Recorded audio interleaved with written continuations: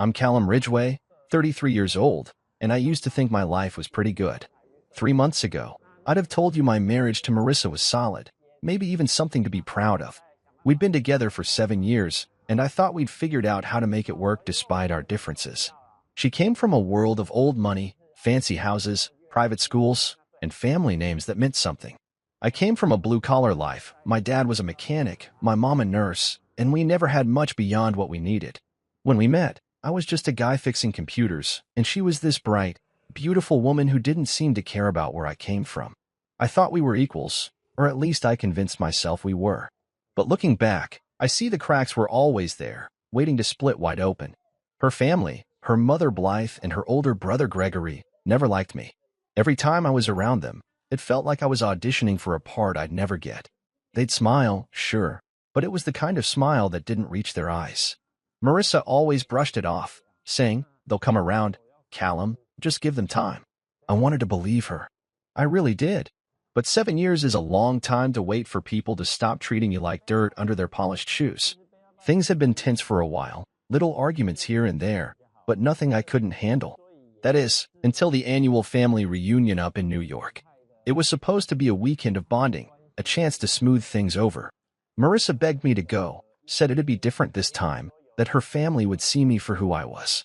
I wasn't thrilled about it, honestly. I'd rather have stayed home and fixed a dozen broken laptops than face her relatives again, but I went for her. The estate was this huge colonial house perched on a cliff, all steep staircases and cold, echoing rooms. It was beautiful in a way that made you feel small, like you didn't belong unless you were born into it.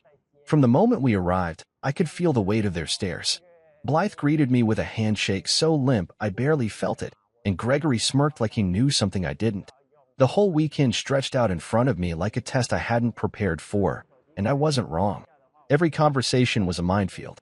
I'd say something simple, like how nice the weather was, and Blythe would correct me, saying it was unseasonably warm for this time of year, as if I'd insulted the family by not knowing.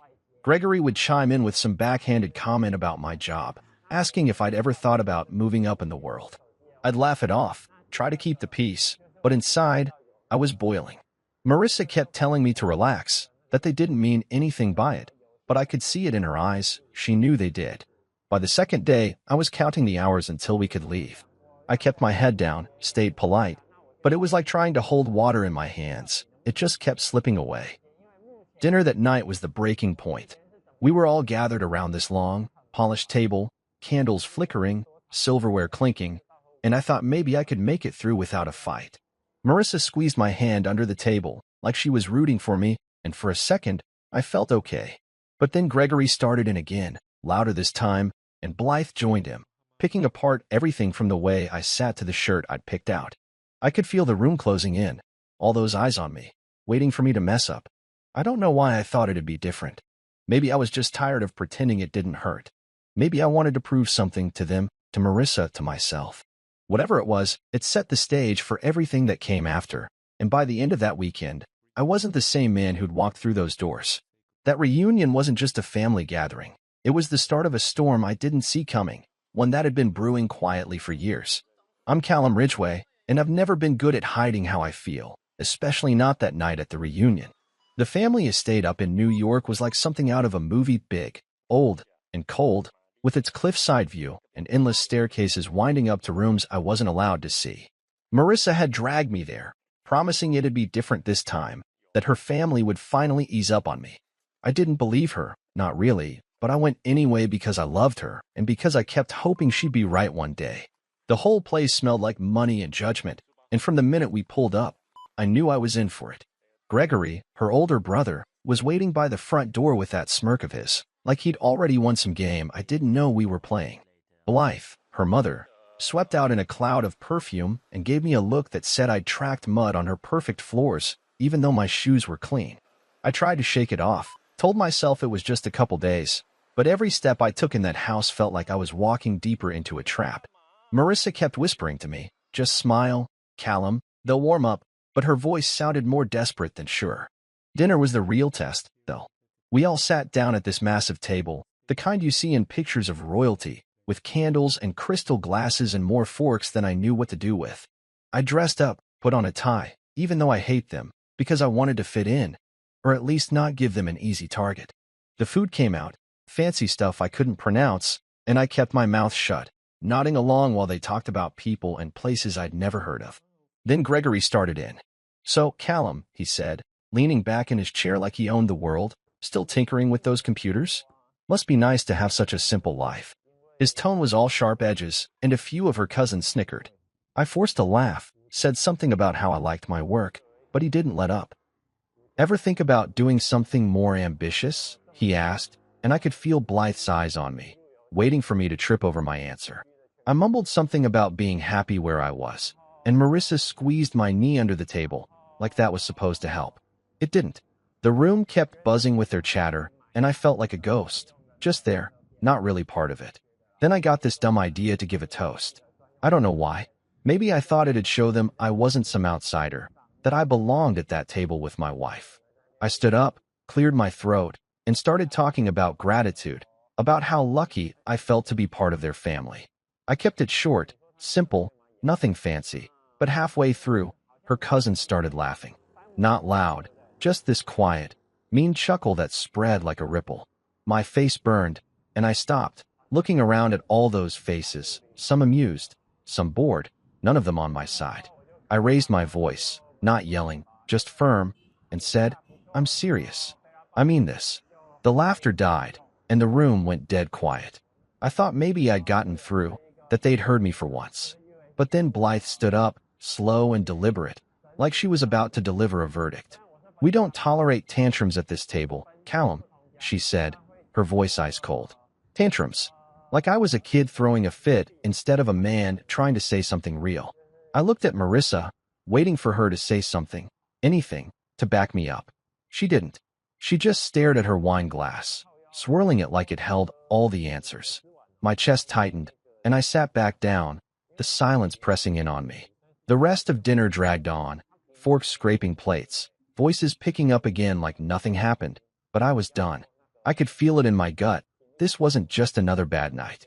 It was the start of something breaking. Gregory smirked across the table, Blythe sipped her drink, and Marissa wouldn't meet my eyes. I tried to reach out, to build a bridge with that stupid toast, and they burned it down before I could finish. I kept my mouth shut after that, nodding when I had to, but inside, I was raging. Not loud, not wild, just this steady, growing heat I couldn't shake. I'd spent years taking their jabs, swallowing my pride, telling myself it was worth it for her. But sitting there, watching her choose her wine over me, I started to wonder how much more I could take. The night ended with polite goodbyes and fake smiles, and I followed Marissa up to our room, the weight of that moment still hanging over me. I didn't know it yet, but that toast gone cold was the first crack in a wall I'd been holding up for too long. I'm Callum Ridgway, and I've never been one for big blowouts. But that night after dinner at the reunion, I couldn't keep it in anymore. We'd made it back to the guest room Marissa and I were sharing, some fancy setup with a 4-poster bed and curtains that probably cost more than my car. The door clicked shut behind us, and I just stood there for a second, staring at the floor, trying to figure out how to say what I'd been holding back for years. My tie was choking me, so I yanked it off and tossed it on the chair, the whole night replaying in my head Gregory's smirks, Blythe's cold dismissal, and Marissa sitting there like a statue while her family laughed at me. I turned to her, and she was already perched on the edge of the bed, arms crossed, looking at me like I was the one who'd done something wrong. "What was that, Callum?"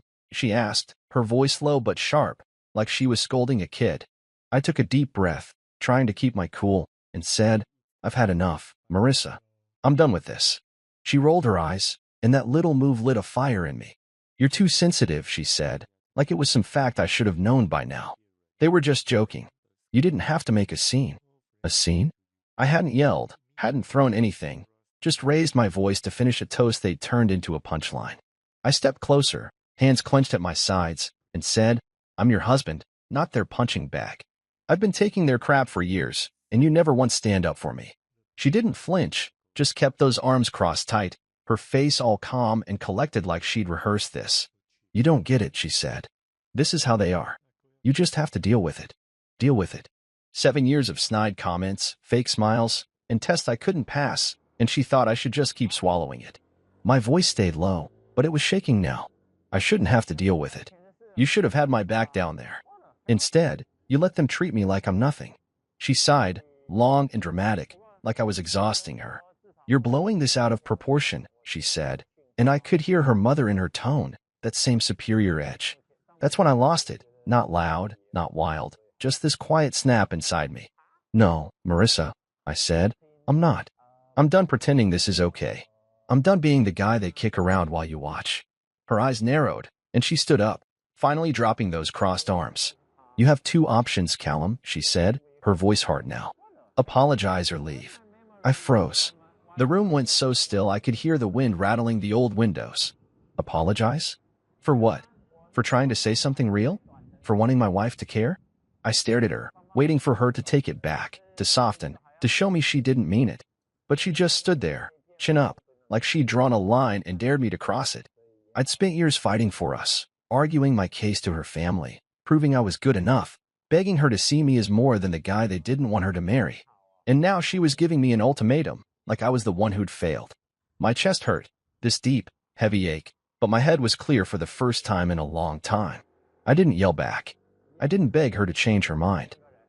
I just looked at her, really looked, and saw someone who'd chosen them over me again. Okay, I said, my voice steady even though I felt like I was breaking. She blinked, like she hadn't expected that, but I didn't give her time to respond. I turned, grabbed my duffel bag from the closet, and started packing. Not everything, just what I needed. A few shirts, my jeans, my toothbrush. She watched me, silent now, and I could feel her eyes on my back, but she didn't say a word. No, wait, no, let's talk, nothing. I zipped the bag, slung it over my shoulder, and walked to the door. My hand was on the knob when she finally spoke. You're really doing this? She asked, and there was a crack in her voice, but it wasn't enough to stop me. I didn't turn around. Yeah, I said. I am. And then I walked out. The hallway was dark, the house quiet except for the faint hum of voices downstairs. I moved fast, down those stupid winding stairs, past the portraits of her ancestors staring at me like they knew I didn't belong.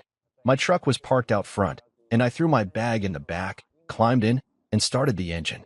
The headlights cut through the night, and I drove off, the estate shrinking in my rearview mirror. I didn't know where I was going yet, just that I wasn't staying. My hands gripped the wheel tight, and my heart was pounding, but I didn't feel trapped anymore. I'd spent so long trying to fit into her world, bending myself to make it work, and in that moment, I realized I didn't have to. She'd given me a choice, apologize or leave, and I'd picked the one she didn't think I would. The road stretched out ahead, empty and black, and for the first time in years, I felt like I could breathe. I'm Callum Ridgway, and I didn't look back after I left that big, cold house on the cliff. The truck's engine rumbled under me as I drove away from the reunion, away from Marissa and her family, away from 7 years of trying to be someone I wasn't. My hands were still tight on the wheel, my bag bouncing in the back seat, and my mind was spinning, but I didn't feel lost, not yet. I just knew I couldn't go home, not to the condo we shared, not to the life that felt like a cage with her name on it.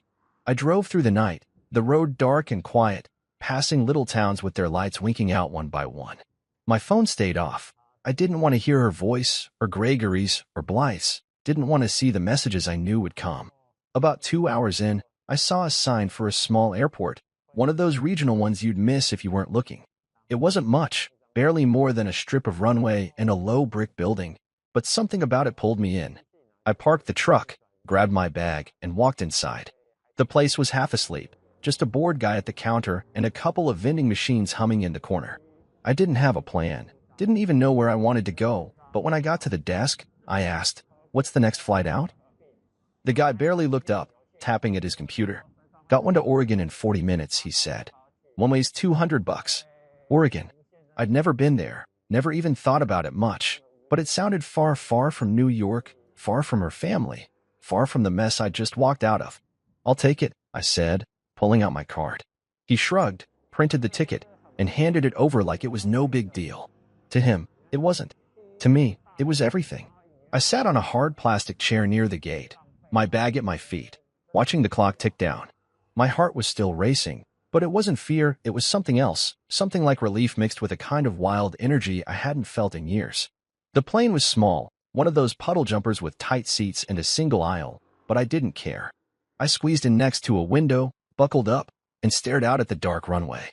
When the engines roared and we started rolling, I felt the ground slip away, and with it, all the weight I'd been carrying. Up there, 20,000 feet in the air, it was just me and the hum of the plane, no voices telling me what I should do, no eyes judging me for what I wasn't. I kept my phone off the whole flight, didn't even check it when we landed. I didn't want to know if Marissa had called, didn't want to hear her ask why I'd left or tell me to come back. The airport in Oregon was bigger but still quiet, the kind of place where people move slow and don't ask questions. I rented a car with cash, a beat-up sedan that smelled like old coffee, and drove toward the coast. I didn't have a map, just a vague idea of heading west until I hit water. The sky was starting to lighten by the time I got there, gray and soft with the promise of morning. I found a cheap motel near the beach, the kind with peeling paint and a neon sign that flickered. The lady at the desk didn't care who I was or why I was there, just took my money and gave me a key. The room was small bed, chair, a sink with a cracked mirror, but it was mine, at least for now. I dropped my bag, kicked off my shoes, and sat on the edge of the mattress, listening to the faint sound of waves outside. My hands were shaking a little, not from cold, but from the rush of it all. I'd done it. I'd walked out, bought a ticket, and landed halfway across the country with no plan and no apologies. Part of me wondered what Marissa was doing right then. Had she told her family yet? Were they laughing about it, saying they knew I'd crack eventually? I could picture Blythe shaking her head, Gregory smirking, and Marissa sitting there, maybe confused, maybe mad, but probably not chasing after me. She'd given me that ultimatum, apologize or leave, and I'd picked the door she didn't think I'd take. I lay back on the bed, staring at the stained ceiling, and let the quiet sink in. No one knew where I was. No one could reach me. For the first time in years, I wasn't answering to anybody out. Not her family, not even myself in that old, pleading way I used to. The air smelled like salt and freedom, and even though I didn't know what came next, I knew I wasn't going back. Oregon was a blank slate, a place where I could breathe without someone telling me I was doing it wrong. I closed my eyes, the sound of the ocean seeping through the thin walls, and thought, this is it. This is mine. The one-way ticket wasn't just a flight, it was a line I'd drawn, and I wasn't crossing back over it. I'm Callum Ridgway, and those first couple of days in Oregon felt like I'd stepped out of my own life and into someone else's, a better one, a quieter one. I woke up in that cheap motel room with the cracked mirror and the sound of waves sneaking through the window, and for the first time in years, I didn't feel like I had to explain myself to anybody. My phone was still off, shoved deep in my bag, and I wasn't ready to turn it back on. I didn't want to know what was waiting for me, missed calls, texts, whatever Marissa or her family had to say. I just wanted the silence, and Oregon gave it to me. After a quick shower in that tiny bathroom, I grabbed my stuff and checked out, figuring I'd find something more permanent. The lady at the desk didn't even look up when I dropped the key, and I liked that. No questions, no fuss. I drove along the coast in that rented sedan, the ocean on my left, gray and endless, and the trees on my right, tall and green in a way I wasn't used to back east. It was beautiful, but not in a loud way, just steady, like it didn't need to prove anything. I ended up in a small town, one of those places with a single main street and a handful of shops that looked like they'd been there forever. There was a sign in a window, studio for rent, $600 per month. I pulled over, called the number, and met a guy named Tom who smelled like fish and handed me the keys after I gave him cash for the first month. The place was nothing fancy, one room with a kitchenette, a bathroom, and a view of the water if you leaned out the window just right, but it was mine. I dropped my bag on the floor, sat on the lumpy couch, and let out a breath I didn't know I'd been holding. That first day, I walked down to the beach, hands in my pockets, the wind tugging at my jacket. The sand was cold under my shoes, and the waves rolled in slow and steady, like they were telling me to take my time. I felt lighter than I had in years, like all that weight from Marissa's family, their jabs, their rules, their expectations had stayed back in New York. I picked up a couple freelance IT jobs online, easy stuff I could do from anywhere, and bought some groceries from a little store where the cashier smiled at me like I was a regular already. It was simple, and simple was what quickly I needed. By day 3, the piece started to crack. I'd left my phone off, but curiosity, or maybe stupidity, got the better of me, and I powered it up. The screen lit up with notifications, one after another, like a storm rolling in. Marissa had called 10 times, left voicemails I didn't listen to.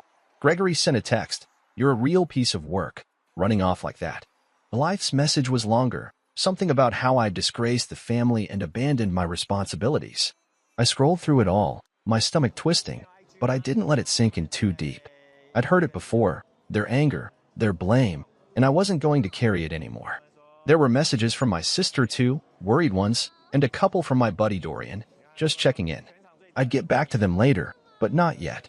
I deleted the family group chats Marissa had forced me into, those endless threads of her cousins planning brunches and her mother sending passive-aggressive reminders about etiquette. My phone felt cleaner after that, like I'd scrubbed off a layer of grime. The calls kept coming, though, Marissa again, then Gregory, then a number I didn't recognize but figured was Blythe using someone else's phone. I didn't answer. I didn't need to hear the panic or the rage, didn't need to know if they were cursing me or crying. I already knew the script. I was the bad guy, the quitter, the one who couldn't handle it. Fine. Let them think that. I sat down at the little table in my studio, opened my laptop, and typed an email to Marissa. It wasn't long, just a few lines. I'm safe. I'm not coming back. If you need to contact me, speak to my lawyer. I didn't have a lawyer yet, but I'd get one soon enough. I hit send, shut the laptop, and leaned back in the chair, staring at the ceiling. No apology, no excuses, no room for her to argue. That was it, the last thing I'd say to her for a while, maybe ever. The phone buzzed again, but I turned it off and tossed it on the couch. Outside, the sky was turning pink over the water, and I stepped onto the tiny balcony, breathing in the salty air. I could hear seagulls and the low hum of a boat somewhere far off. This was my life now, quiet, mine, no one else's rules. I didn't know how long it'd last, didn't know what they'd do next, but for those first 48 hours, I'd found something I hadn't had in years: peace. Silence wasn't just the absence of noise, it was the absence of their voices, their demands, their judgment. It said everything I couldn't put into words. I'd walked away, and I wasn't looking back. The waves kept rolling in, steady and sure, and I let them wash over me, drowning out the past one crash at a time. I'm Callum Ridgway, and after a week in Oregon, I started to feel like the dust was finally settling, not just around me, but inside me too. That little studio by the coast was home now, with its creaky floors and the salty breeze that slipped through the window every morning. I'd wake up to the sound of waves, make coffee in the chipped mug I'd bought from a thrift store, and sit at my table with my laptop, picking up freelance IT jobs to keep the bills paid. It wasn't glamorous, but it was mine, and that was enough. Back in New York, I could only imagine what they were saying about me. Marissa's family had a way of turning everything into a story where they were the victims, and I was the villain who'd stormed out and left them all in ruins. He abandoned us. I could hear Blythe saying, her voice dripping with that fake hurt she was so good at. He was unstable, Gregory would add, smirking like he'd always known I'd crack. He couldn't handle the pressure, Marissa might say, quiet and sad, like she was disappointed but not surprised. I didn't have to guess too hard.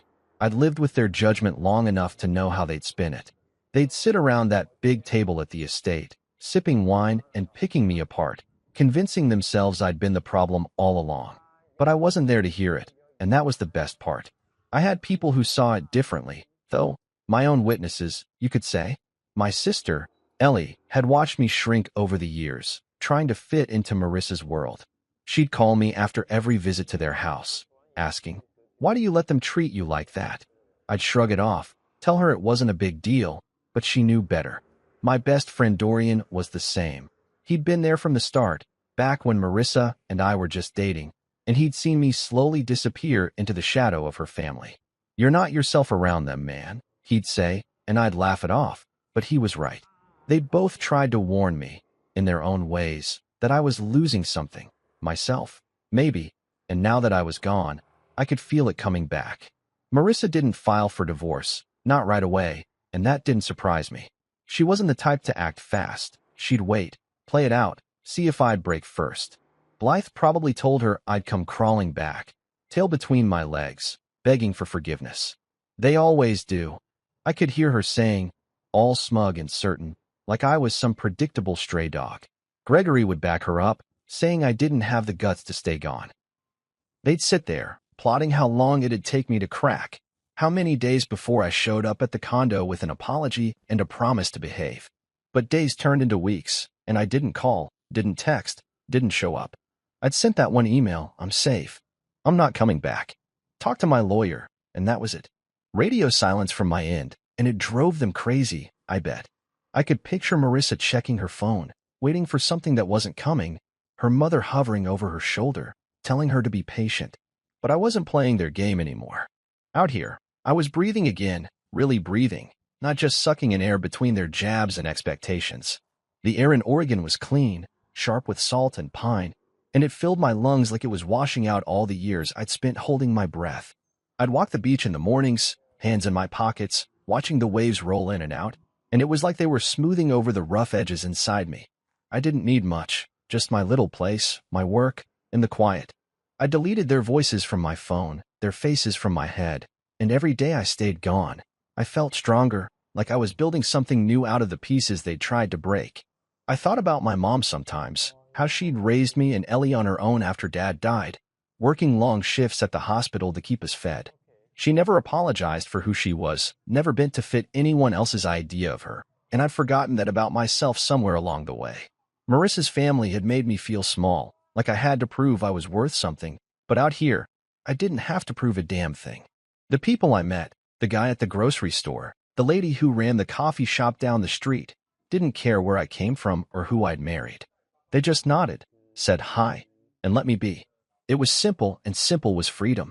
I kept my phone off most of the time now, only turning it on to check in with Ellie or Dorian, who'd both cheered when I told them I'd left. About time, Ellie said, and Dorian just laughed, saying, I knew you had it in you. They were my anchors, the ones who reminded me I wasn't crazy for walking away.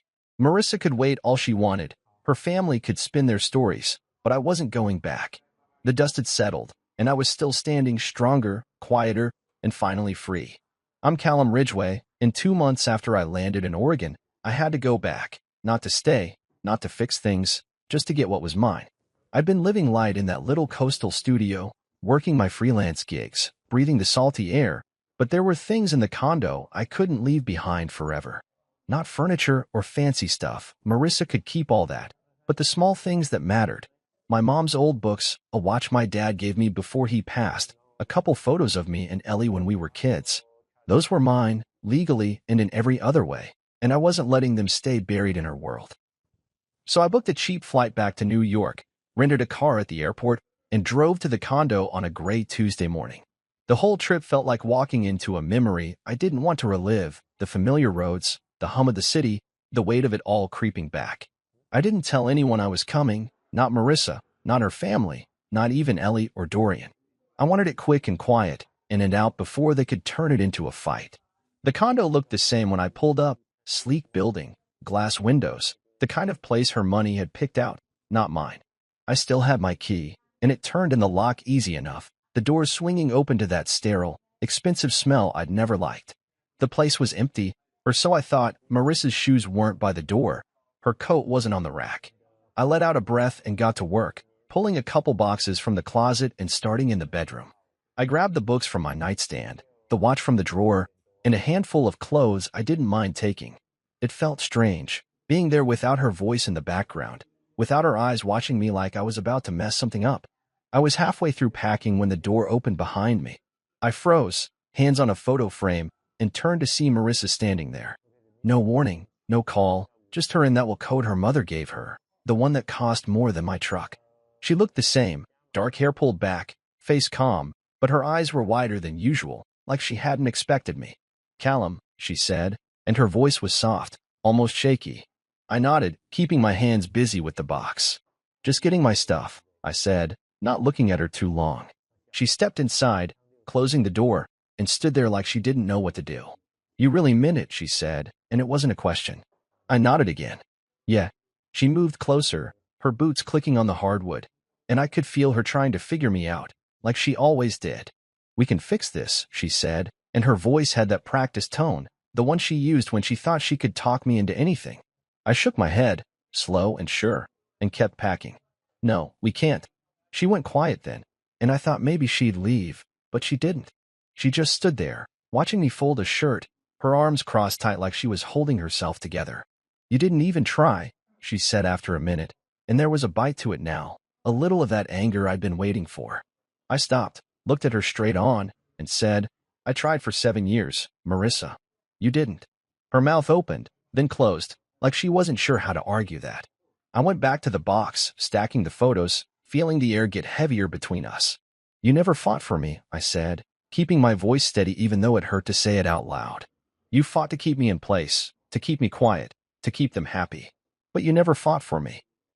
She flinched, just a little, and I saw something flicker in her eyes, maybe guilt, maybe realization, but it was gone fast.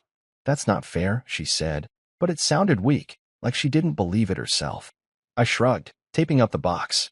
Maybe not, but it's true. I picked up the second box, started on the living room, some old records, a mug I liked, and she followed me, hovering like she wanted to stop me but didn't know how. What am I supposed to tell them? She asked, and I knew she meant her family. I didn't look up. Whatever you want. I don't care anymore. That hit her. I could tell, because she went quiet again, longer this time. I kept moving, kept packing, and when I was done, I had 2 boxes and my bag, ready to go. She was still standing there, coat on, looking smaller than I'd ever seen her. Callum, she said, one last try, but I shook my head again. I'm done, Marissa. Take care. I walked past her, out the door, down the hall to the elevator. She didn't follow, didn't call after me, and when the doors closed, I felt that weight lift again. I drove straight to the airport, shipped the boxes to Oregon, and caught the next flight out. Back on the coast, I landed under a sky full of stars, the ocean waiting for me like it always did. That last visit didn't change anything. It just closed the door I'd already walked through. She still didn't get it, still thought it was about fixing something broken. But it wasn't. It was about letting go. I'm Callum Ridgway, and after I got back to Oregon from that last trip to New York, I started building something real, not just a life, but a version of myself I'd lost somewhere along the way. The boxes from the condo arrived a few days later, and I unpacked them slow, setting my mom's books on a shelf I'd picked up from a garage sale, hanging the photo of me and Ellie on the wall by the couch. The watch from my dad stayed in its box for now. I wasn't ready to wear it yet, but knowing it was there felt right. That little studio by the coast was starting to look like mine, not just a place to crash, and every piece I added made it feel more solid. I'd been freelancing since I got here, fixing people's tech problems online, but I decided to push it further, started advertising my services around town, handing out flyers at the coffee shop and the hardware store. Word spread quick, and soon I had steady clients, small businesses mostly, who liked that I didn't overcomplicate things or overcharge them. They didn't care that I wasn't from some big-name family or that I'd married into money they'd never see. They just cared that I showed up and got the job done. It was a kind of respect I hadn't felt in years, and it built me up, brick by brick, into someone I could stand to look at in the mirror. The town was small, but the people were good, honest in a way Marissa's crowd never was. I met a guy named Pete at the diner one morning, a fisherman with hands like sandpaper who'd nod at me over his coffee like we'd known each other forever. There was Sarah, who ran the coffee shop and always slipped me an extra muffin when I came in, saying, "You look like you could use it." They didn't ask about my past, didn't need to know my tax bracket or who I'd been married to, and that was a relief I didn't know I'd been craving. I started hanging out with them more, grabbing a beer with Pete after his boat came in, helping Sarah fix her ancient computer when it crashed. They became my people, not because I forced it, but because it just happened, natural and easy. I got back in touch with Ellie too, calling her one night after I'd settled in. She picked up on the first ring, her voice bright and loud. "Callum, you're alive." I laughed, told her about the studio, the ocean, the work I was doing. She said she was proud of me, and I could hear the truth in it. She'd been waiting for me to break free longer than I had. We talked about Mom and Dad, about how she was doing back home, and I promised I'd visit soon. It felt good, having her voice in my ear again, like a piece of my old self slotting back into place. I started hiking on weekends, following trails through the woods or along the cliffs, the kind of thing I'd never had time for back east. The air was sharp, the views wide, and it cleared my head in a way nothing else did. One Saturday, I stopped by the local shelter on a whim and came home with a dog, a scruffy mutt with one ear that stuck up funny. I named him Booker after nothing in particular, just a name that fit. He'd follow me everywhere, trotting along on walks or curling up by my feet while I worked. He didn't ask for much, just food, a pat on the head, a quick run on the beach, and giving him that made me feel steady, like I was good for something again. It's funny how the simplest things started to mean the most. I'd sit on my balcony at night, Booker snoring beside me, listening to the waves and watching the stars prick through the dark. The work was picking up. I was consulting full-time now, building systems for local shops, troubleshooting networks, and people trusted me, relied on me, without needing to know my whole story. I traded the condo's polished floors for this creaky little place, the city noise for the ocean's hum, and it wasn't perfect, but it was mine. I'd spent so long in Marissa's shadow, bending to fit her family's rules, that I'd forgotten what it felt like to stand up straight. Out here, I didn't have to explain myself, didn't have to apologize for where I came from or what I didn't have. Pete would slap me on the back and say, "Good to have you around, Cal," and Sarah would grin when I fixed her printer, and that was enough. Booker would nudge my hand with his wet nose, and I'd laugh, scratching his ears, thinking how easy it was to make him happy. I'd found peace. Not the loud, dramatic kind, but the quiet sort that sinks in slow and stays. It was in the salt air, the steady rhythm of my days, the way I could hear myself think again. I was rebuilding, one small piece at a time, and every brick I laid felt like a step away from the man I'd been, the one who'd begged for a seat at a table that never wanted him. I'm Callum Ridgway, and after months of quiet in Oregon, the past started creeping back, not loud or crashing in, but soft, like echoes I couldn't quite shake. I'd built a good rhythm out here, work, walks with Booker, coffee with Sarah, beers with Pete, and it felt solid, like the life I'd always wanted but didn't know I could have. The studio was home now, with its thrift store shelves and the sound of the ocean keeping me company at night. I'd stopped checking my phone for messages from Marissa or her family, stopped bracing for their next move. I thought I'd left them behind for good, but then one morning, I opened my laptop and saw an email from her. It wasn't much, just a few lines, no subject, but it stopped me cold. I sat there at my little table, coffee going cold in my hands, staring at her name on the screen. Part of me wanted to delete it unread, keep the peace I'd fought so hard for, but another part, the stubborn part, maybe clicked it open. She didn't beg me to come back, didn't try to guilt me like her mother would have. It was simpler than that, sadder too. "I see it now, Callum," she wrote.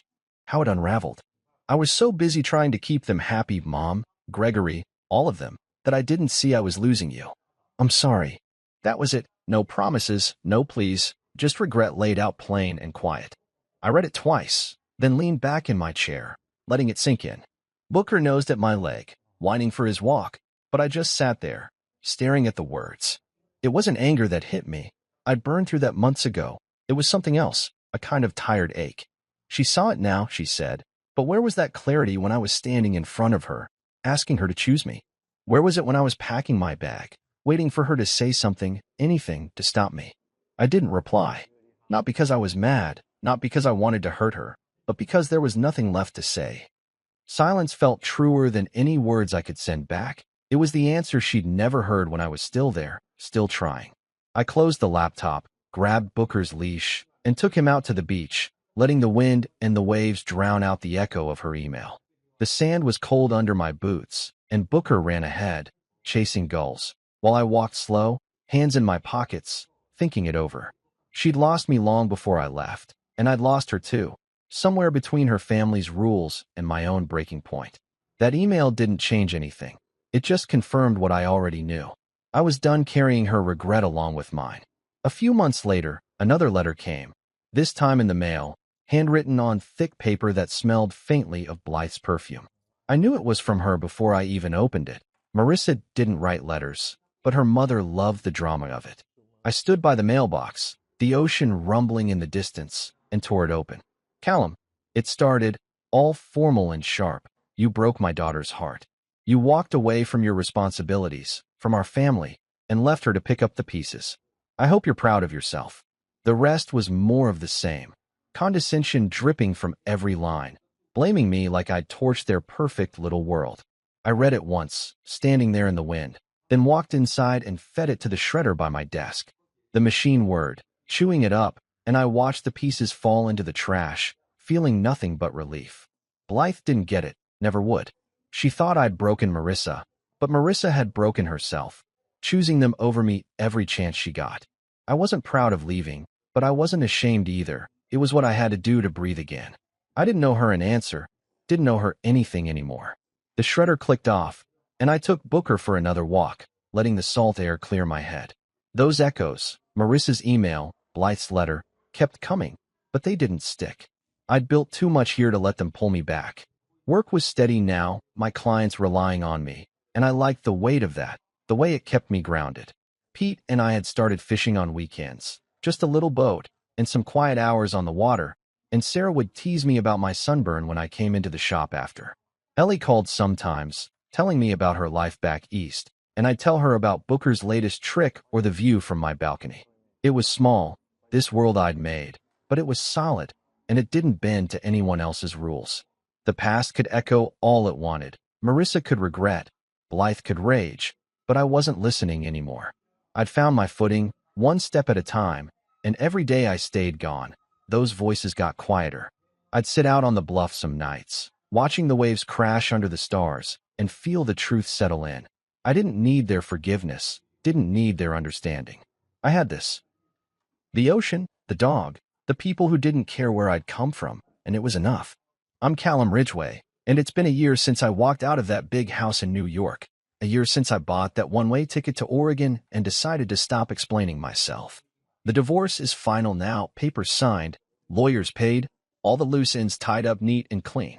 I live in a modest place on a bluff overlooking the Pacific, a step up from the studio but still simple, with a porch where I can sit and watch the water stretch out forever.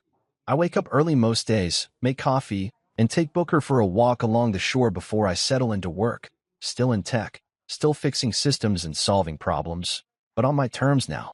The air's always got that salty bite to it, and the sound of the waves is a constant, like a heartbeat I've gotten used to. It's not a flashy life, but it's mine, and that's the biggest change of all. I don't answer to anyone anymore. Back when I left, Marissa wanted an apology, wanted me to bend one last time to fit her world, but I chose the ticket instead, and I've never looked back.